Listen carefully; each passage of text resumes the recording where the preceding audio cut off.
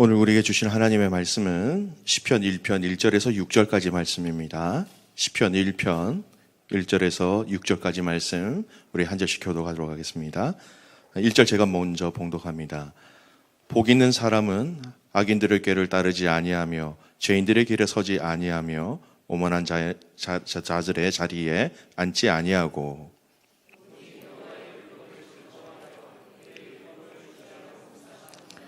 그는 시냇가에 심은 나무가 철을 따라 열매를 맺으며 그 잎사귀가 마르지 아니함 같으니 그가 하는 모든 일이 다 형통하리로다.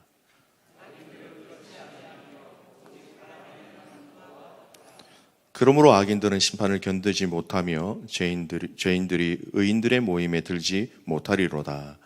무릇 의인들의 길은 여호와께서 인정하시나 악인들의 길은 망하리로다. 아멘.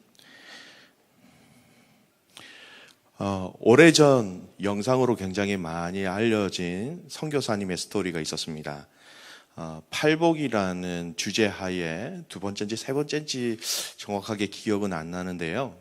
그 팔복이라는 영상 가운데 한 선교사님 또 아내의 죽음을 그린 영상이 있었습니다.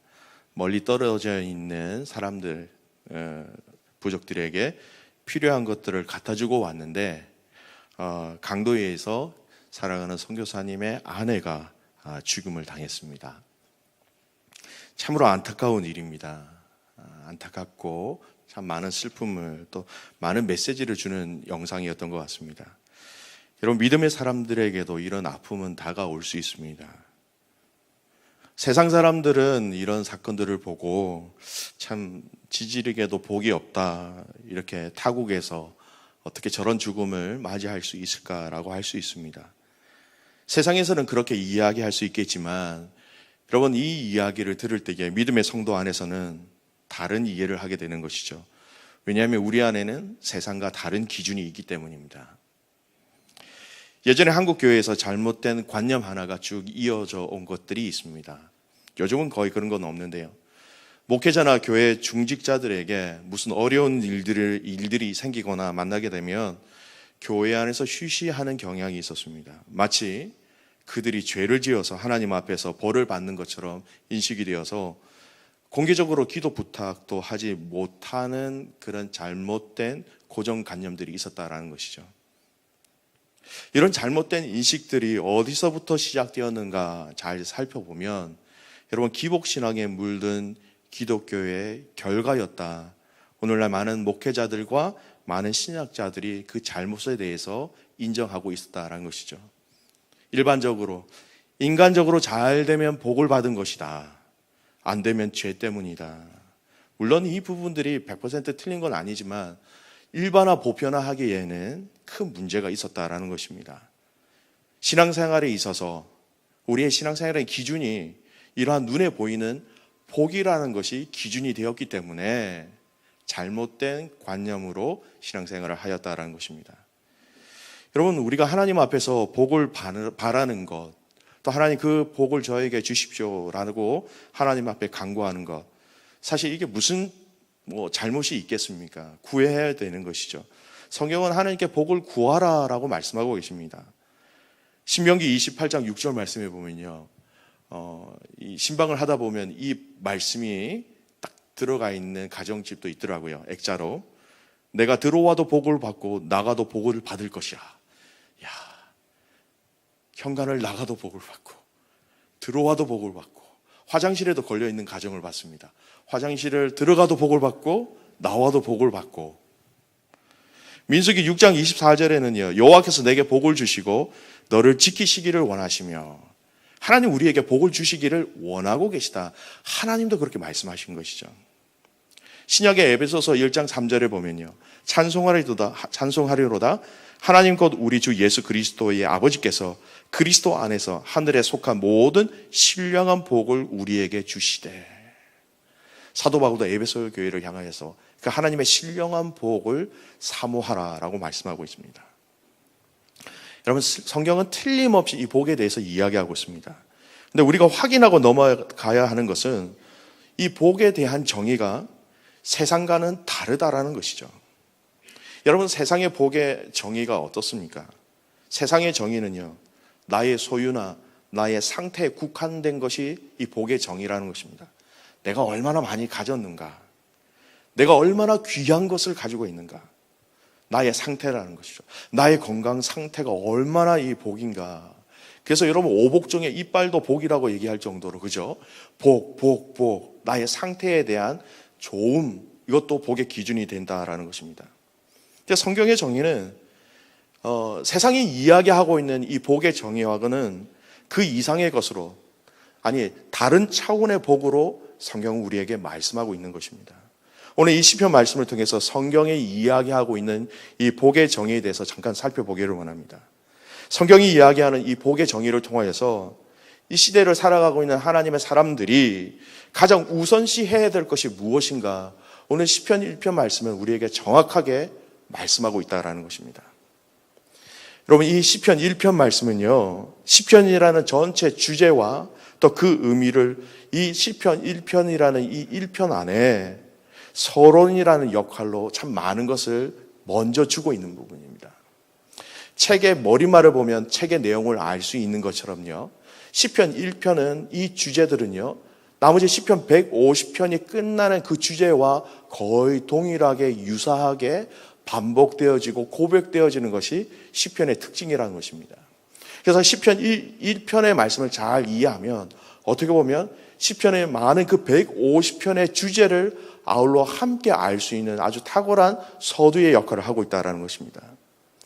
이 시편 1편 구절을 여러분 잠깐 보겠습니다. 시편 1편은 총 6구절로 되어 있는데요, 1절에서 3절까지 말씀은 의인에 대해서, 의인의 길에 대해서, 4절에서 5절까지 말씀은 악인의 길에 대해서 묘사하고 있고요, 6절은 의인과 악인의 길을 대조하면서 이것을 통한 결과에 대해서 말씀하고 있다는 것입니다.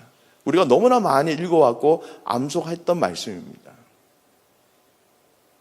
이 시편을 읽으면서 우리는 이 시편 1편의 주제 서두에 말하고 있는 복 있는 사람은, 이 말처럼 복에 대해서 이해하게 하고 있는 것뿐만 아니라 의인의 길과 악인의 길로 나누어지고 있구나라는 것을 우리 이 본문은 우리에게 이야기하고 있습니다. 사실은 이 시편의 전체를 읽다 보면 복 있는 사람에 대한 부분들, 결국 악인과 의인에 대해서 계속해서 반복하고 있는 말씀이라는 것입니다. 그래서 복 있는 사람은 이렇게 설명을 시작합니다. 근데 복이 있는 사람이냐, 복이 없는 사람이냐라는 것은요, 이 시편 말씀에 언급되어진 내용대로 이렇게 나누어 보면 재미있는 결론을 우리가 발견하게 됩니다. 복이 있는 사람들은 이렇게 해서 설명을 하는데요, 우리가 잘 아는 것처럼 악인의 꾀를 따르지 아니하고 죄인의 길에 서지 아니하고 오만한 자리에 앉지 아니하고 여호와의 율법을 즐거워하여 그의 율법을 주야로 묵상하는 자다. 그렇게 복이 있는 사람, 이렇게 얘기하고 있습니다. 반대로 이제 굳이 표현하자면 복이 없는 사람입니다. 악인들이다라고 소개하면서요, 그들은 바람에 나는 겨와 같도다. 악인들의 길은 망할 것이다. 그들의 결국에 대해서, 마지막에 대해서 얘기하고 있습니다. 이 복이 있는 사람은 이라는 것을 이야기하면서 복이 있고 없고의 나눔이 어떤 명백한 기준을 통하여서 악인과 의인으로 나누어서 설명하고 있다는 것입니다. 오늘 우리의 포커스는 이 명백한 기준이 무엇인지 다시 한 번 더 발견하고 확인하는 시간이 되었으면 좋겠습니다. 무엇이 복이라고 얘기하면서 이 복에 대한 기준에 대한 부분들을 이야기하면서 의인과 악인으로 나누어서 이 복에 대한 부분들을 설명하고 있는가? 그 나눔의 기준이 무엇인가? 그 기준은 여호와의 율법을 즐거워하고 그 율법을 주야로 묵상하는 자도다라고 성경은 1편 말씀을 통하여서 정확하게 얘기하고 있습니다. 율법을 즐거워한다. 그 율법을 주야로 묵상한다는 것이 아주 구체적인 행동에, 그 다음에 행함의 근간이 된다는 것입니다. 여러분, 당시 율법이라는 것은요, 유대인들에게 어떤 의미가 있는지 아십니까? 율법이라는 것은 이스라엘 백성들에게는 여러분 하나님이었습니다. 하나님의 말씀인 이 율법을 즐거워한다는 것은요, 바로 하나님을 즐거워한다는 의미예요. 이스라엘 백성들이 이 율법을 하나님과 얼마나 동등하게 여기고 있었는지 단적인 예가 있습니다. 여러분, 서기관들이 이 율법의 말씀을 손으로 이렇게 카피합니다. 복사하는 것이죠. 근데 쓰다가 여호와라는 단어, 야훼라는 단어가 딱 나오면 여러분, 이 서기관들은 어떤 행동을 하냐면요, 가서 샤워를 합니다. 그리고 와서 그 쓰던 펜촉을 막 깎아요. 그리고 다시 글을 쓰다가 여호와, 야훼라는 단어가 나오면 다시 일어나서 가서 샤워를 하고 다시 와서 펜촉을 다시 깎습니다. 그리고 야훼라는 것을 씁니다. 한 절에 또는 한 문장에, 한 장에 여호와, 야훼라는 단어가 10번 나오면 여러분 샤워를 몇 번 할까요? 10번 그대로 다 하고 펜촉도 깎는다는 것입니다. 그만큼 이 이스라엘 백성들에게는 이 율법이라는 것은 하나님과 거의 같은 것으로 이해하고 있었다는 것입니다. 지금 보면 참 어떻게 보면 좀 형식주의, 율법주의적으로 참 빠지기 쉬웠다라는 것을 저희들이 그렇게 평가할 수 있겠지만 그 마음과 본질들은 우리가 캐치해야 될 필요성이 있습니다. 그만큼 소중했다. 그만큼 내 생명과 같은 이 말씀을 내가 붙잡겠습니다라는 그 본질적인 마음은 지금 저희들이 취해야 될 중요한 부분이라는 것이죠. 이 율법을 즐거워한다. 하나님을 즐거워한다는 의미. 이 율법, 하나님을 즐거워하는 사람이 결국 복이 있는 사람이다라고 시편은 그렇게 정의를 내리고 있습니다. 사랑하는 믿음의 가족 여러분, 하나님을 즐거워하는 자가 되시길 주님의 이름으로 축복합니다. 하나님을 즐거워하는 것뿐만 아니라 하나님의 말씀을 함께 즐거워할 때에 여러분, 우리가 복이 있다 성경은 말씀하고 있습니다. 시편 32편 11절 말씀입니다. 너희 의인들아 여호와를 기뻐하며 즐거워할지어다. 마음이 정직한 너희들아 다 즐거이 외칠지어다. 의인들아 여호와를 기뻐하고 즐거워하라 라고 말하고 있습니다. 시편 35편 9절 말씀은요. 내 영혼이 여호와를 즐거워하며 그의 구원을 기뻐하리로다. 여호와 그 자체를 기뻐해라라는 것입니다. 우리가 재작년부터 꽤 오랫동안 소요리 문답을 했습니다. 소요리 문답 제1문 1답이 여러분 무엇입니까? 사람이 제일 되는 목적이 무엇입니까? 라고 질문했을 때에 사람의 제일 되는 목적은 하나님을 영화롭게 하는 것과 영원토록 그 하나님을, 그를 즐거워하는 것이다 라고 얘기했습니다. 그러니까 우리의 존재 자체가 또 우리의 존재의 목적이 하나님을 즐거워하기 위해서 하나님 우리를 창조하셨다라는 것입니다. 창조의 목적대로 우리가 하나님을 즐거워하는 것, 그 본질적인 우리의 삶이다라고 성경은 얘기하고 있는 것이죠. 그런적으로 하나님을 기뻐하고 즐거워하는 자들이 하나님이 하신 말씀 또 그 기쁨을 받는 것, 여러분 당연한 것입니다. 근데 우리가 신앙생활을 하면서 여러분 우리 삶에 있어서 기쁨과 감사한 일만 있는 것은 아니죠. 때로는 병들 때도 있고, 때로는 낙심될 때가 있고, 때로는 우리가 생각하는 그 원하는 일들이 내 마음과 생각대로 되지 않을 때가 있습니다. 그런데 그럼에도 불구하고 그때마다 성경은 그럼에도 불구하고 여호와 하나님께 대하여 감사하고 기뻐하고 즐거워하라라고 명령하고 계세요. 베드로전서 4장 13절 말씀은요. 오히려 너희가 고난에 참여하는 것으로 즐거워하라. 이는 그의 영광이 나타나실 때에 너희로 즐거워하고 기뻐하게 하려 함이라. 고난에 참여하는 것으로 즐거워하라라는 말씀은요. 아픔과 고통과 여러 가지 우리가 예수를 믿는 그것으로 말미암아 경험하게 될 박해뿐만 아니라 이 땅의 삶조차, 이 땅의 삶을 통해서 우리가 경험하게 될 수많은 아픔까지도 그 가운데 즐거워하라라는 말씀입니다. 로마서 5장 3절에서 5절까지 말씀해 보면요. 다만 이뿐 아니라 우리가 환난 중에도 즐거워하나니 이는 환난은 인내를, 인내는 연단을, 연단은 소망을 이룬 줄 아니라 소망이 우리를 부끄럽게 하지 아니하면 우리에게 주신 성령으로 말미암아 하나님의 사랑이 우리 마음에 부은 바 됨이니. 환난 중에서도 즐거워하라라고 말씀하십니다. 아픔과 고난이 있음에도 불구하고 하나님의 믿음의 성도들에게 즐거워하라 명령하고 계세요.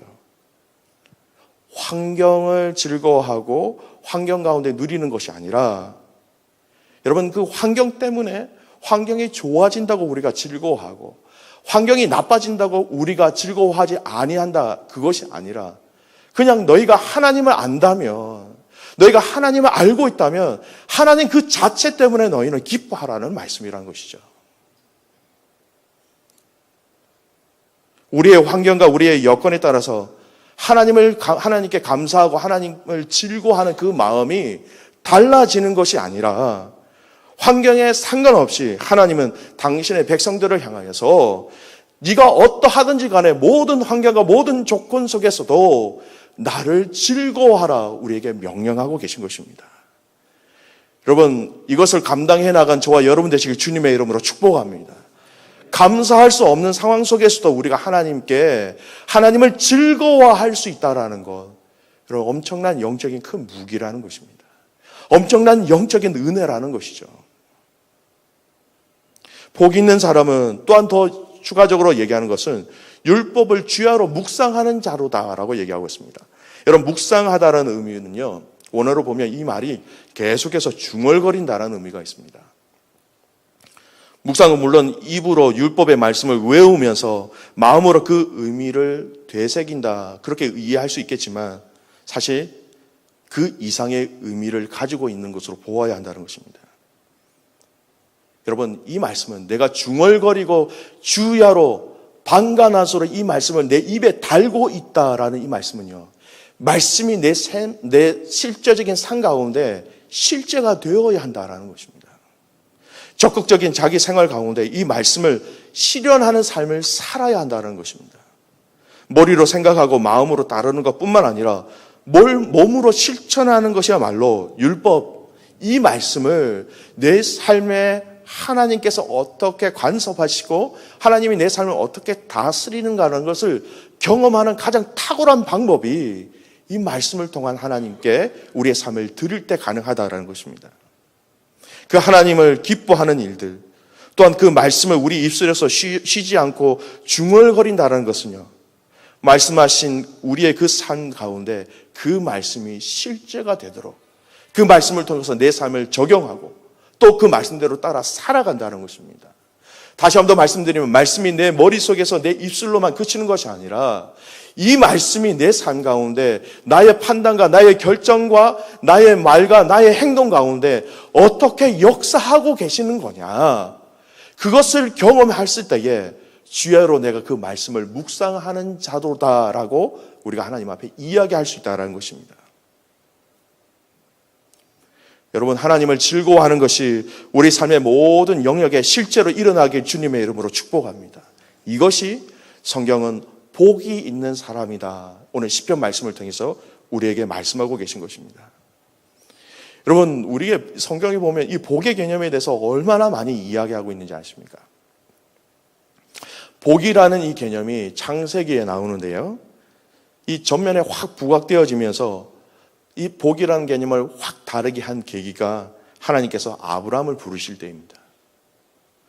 하나님이 아브라함을 부르실 때에 창세기 12장에 뭐라고 말씀하시면요, 너는 너의 본토 친척 아비의 집을 떠나 내가 내게 지시할 땅으로 가라. 내가 너를 큰 민족을 이루고 내게 복을 주어 내 이름을 창대하게 하리니 너는 복의 근원이 될지라.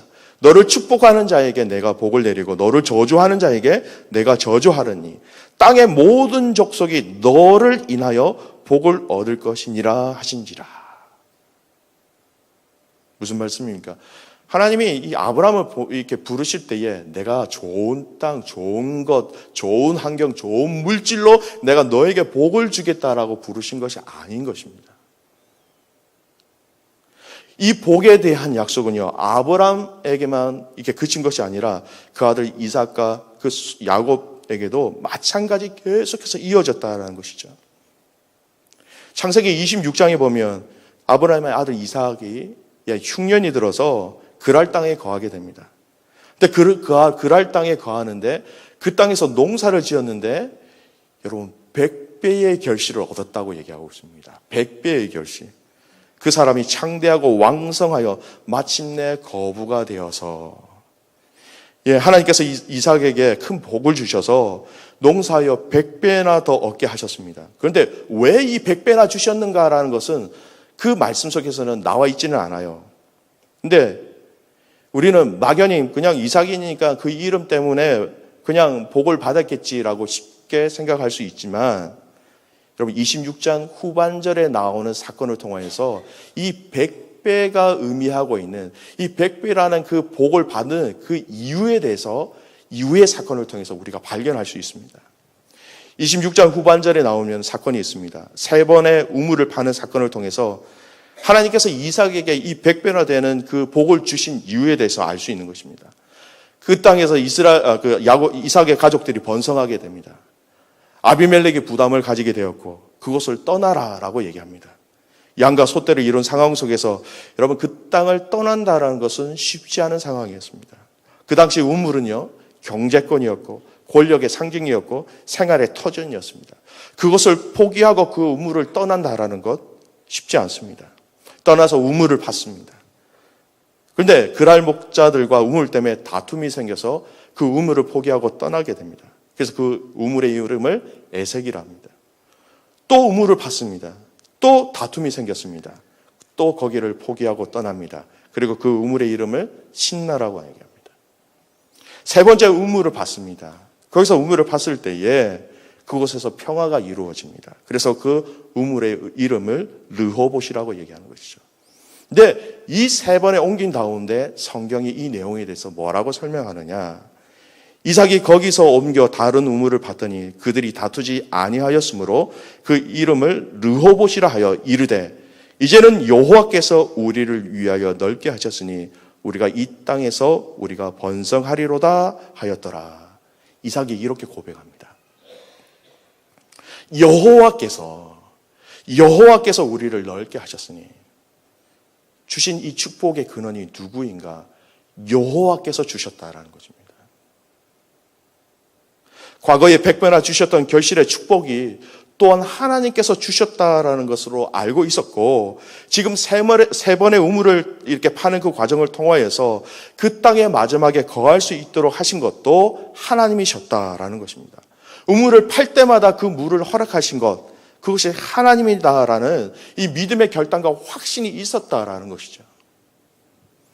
여러분, 보여진 축복들은 100배의 결실을 맺고 우물을 팔 때마다 물을 주신 것이었지만, 그 이면의 이삭의 복은 바로 하나님을 절대적으로 신뢰하는 것, 여러분 그 자체가 참된 복이었다는 사실을 오늘 이 말씀을 통해서 우리는 확인할 수 있다는 것이죠. 그리고 그날 저녁에, 그날 밤에 하나님께서 이삭에게 나타나셔서 또 말씀하십니다. 그 밤에 여호와께서 그에게 나타나 이르시되 나는 내 아버지 아브라함의 하나님이니 두려워하지 말라. 내 종 아브라함을 위하여 내가 너와 함께 있어. 내가 너와 함께 있어. 내게 복을 주어 내 자손이 번성하게 하리라 하신지라.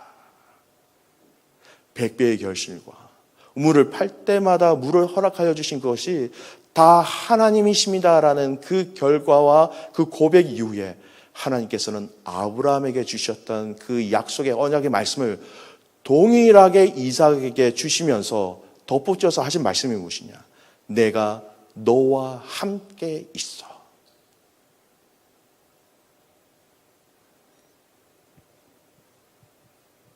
사랑하는 교회 믿음의 가족 여러분, 100배의 결실이 복의 실체가 아닙니다.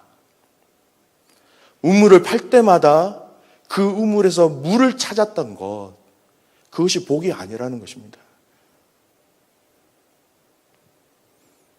여러분, 더 근원적인 복은 무엇이냐?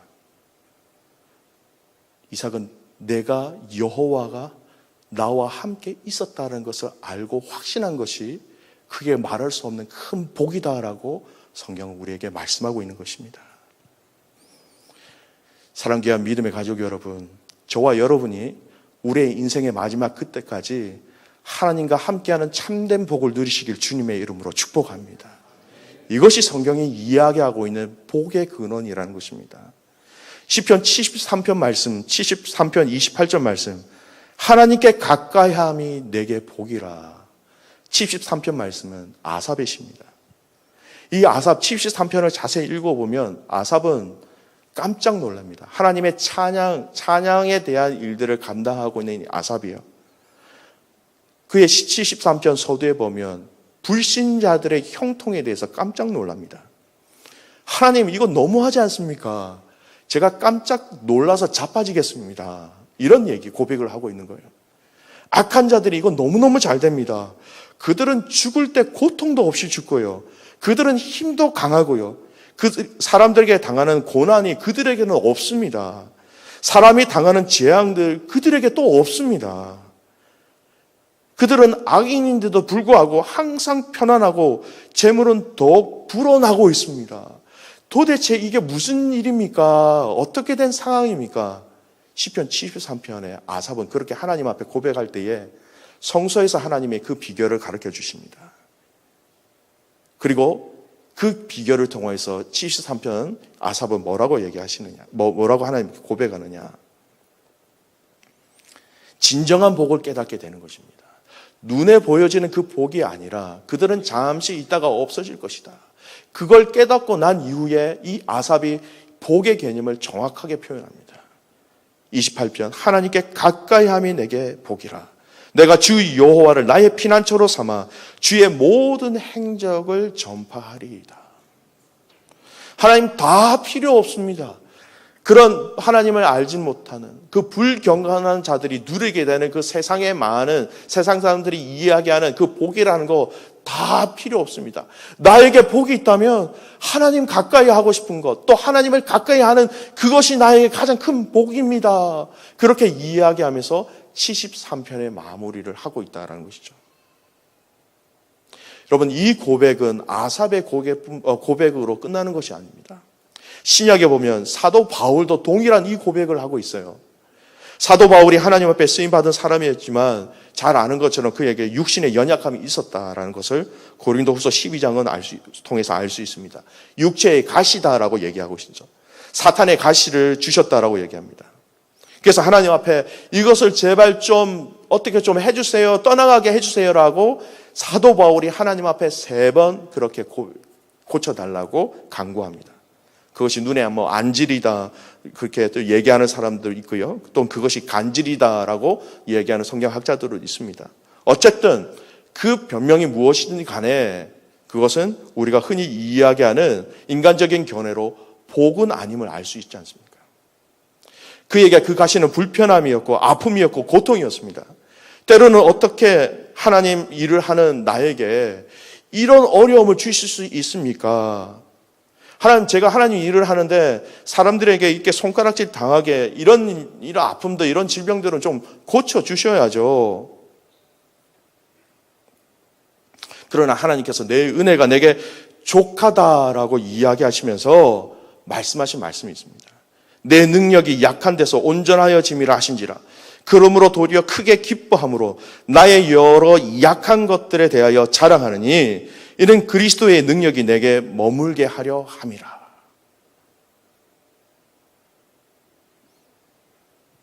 그러므로 내가 그리스도를 위하여 약한 것들과 능력과 궁핍과 박해와 공고를 기뻐하노니 이는 내가 약한 그때의 강함이라.